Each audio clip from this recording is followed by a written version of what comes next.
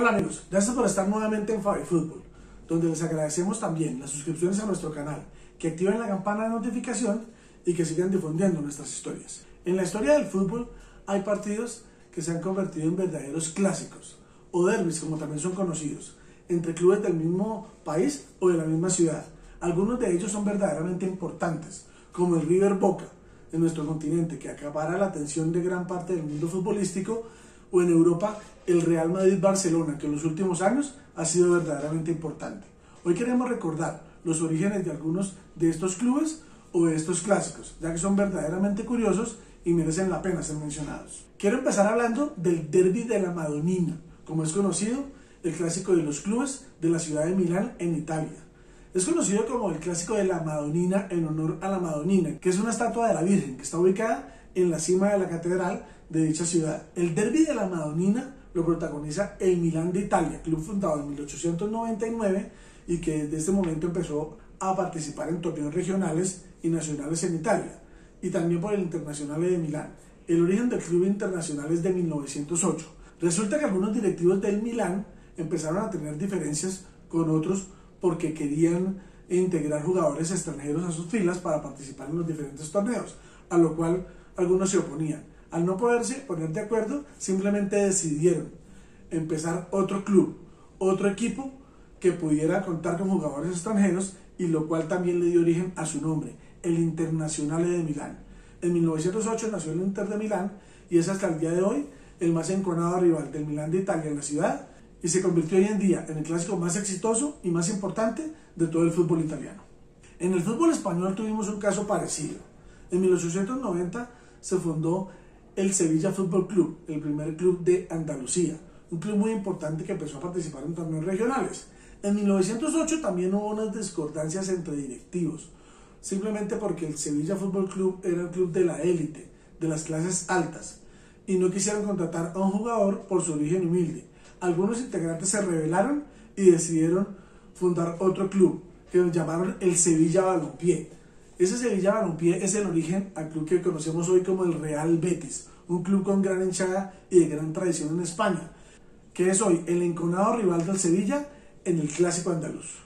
En nuestro continente tenemos el popular Flu-Fla, el encuentro entre el Fluminense y el Flamengo, de gran importancia para Río de Janeiro, la ciudad de estos dos clubes, para el fútbol brasileño y conocido a nivel mundial. De hecho, según algunos, es el clásico con más hinchas en el mundo, porque algunos estudios estiman que el Flamengo es el equipo con más torcedores, con más hinchas en el mundo, y calculan esa cifra en 40 millones de hinchas, y el Fluminense lo calculan en más o menos 5 millones. Por esto es el clásico de multitudes, como lo bautizó Mario Rodríguez Filho, el popular periodista brasileño que da nombre al estadio también conocido como Maracaná. El Fluminense, el Flu, se fundó en 1902 y es el primer club que se fundó específicamente para jugar al fútbol. Antes se fundaron otros clubes, como el Flamengo, que fue fundado en 1895, pero como un club de remo. Era el Flamengo Club de Regatas, que era un deporte muy importante y muy popular en ese momento en el Brasil, mucho más que el fútbol. En 1911, algunos jugadores del Fluminense tuvieron diferencias con las directivas y simplemente decidieron formar en el Flamengo, que no tenía club de fútbol, y empezar el equipo de fútbol en el Club Flamengo. En 1912 se jugó el primer Flu-Fla ante 800 espectadores, pero esto fue una aparición que desbordó a todo Río de Janeiro, a Brasil y al mundo, tanto que en 1963 jugaron la final del campeonato ante 195.000 espectadores en el estadio Rodríguez Filho, Maracaná, siendo récord absoluto para cualquier partido entre clubes en el mundo. También en España tenemos un caso particular.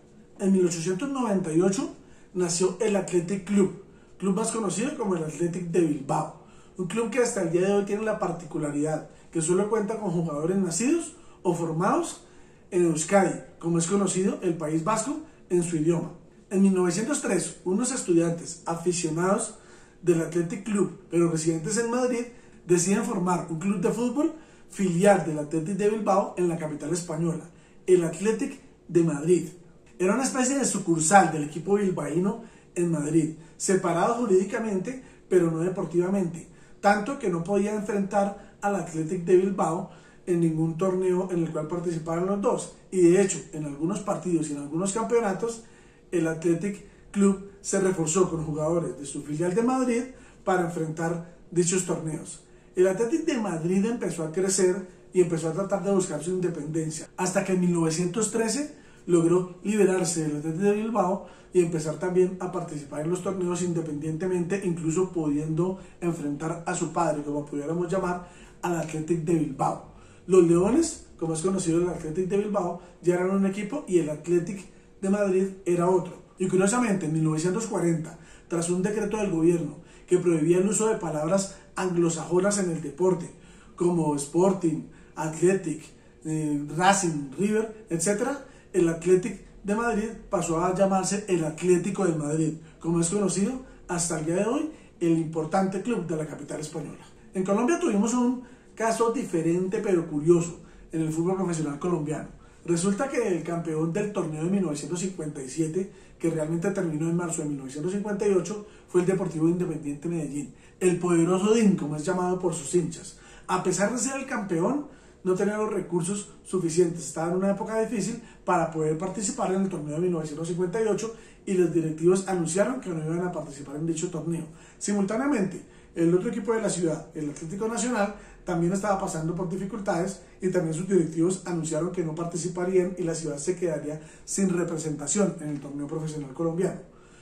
Algunos meses después, algunos jugadores del Nacional, liderados por Humberto Turrón Álvarez, pidieron permiso a las directivas para usar la ficha, para alquilar la ficha del equipo y armar algo conocido como la natillera, que era algo popular y común en esa época, que los mismos jugadores hacían el esfuerzo, ponían dinero, recogían las taquillas y después repartían lo poco que quedaba entre ellos. Para poder participar también en ese torneo se reforzaron con 4 jugadores del Deportivo Independiente Medellín que no iban a participar y llamaban al equipo Independiente Nacional. Algunos dicen que se fusionaron, otros dicen que simplemente el Independiente Nacional era para mostrar la independencia de las directivas del club, o sea que simplemente eran otro equipo diferente y así participaron durante algunos torneos. Es curiosamente la ocasión en la que las enconadas hinchadas rivales del Deportivo Independiente Medellín y el Atlético Nacional tuvieron a sus equipos hermanados, ya que participaron varios jugadores de los dos equipos como el Independiente Nacional. Bueno, estas eran las historias que teníamos el día de hoy en Fabi Fútbol. Nuevamente esperamos que les hayan gustado. Esperamos sus comentarios, sus sugerencias en nuestro canal y nuevamente, por favor, nunca olvidemos, hay que vivir la fiesta del fútbol en paz y por favor, sigamos siendo felices. Bye bye.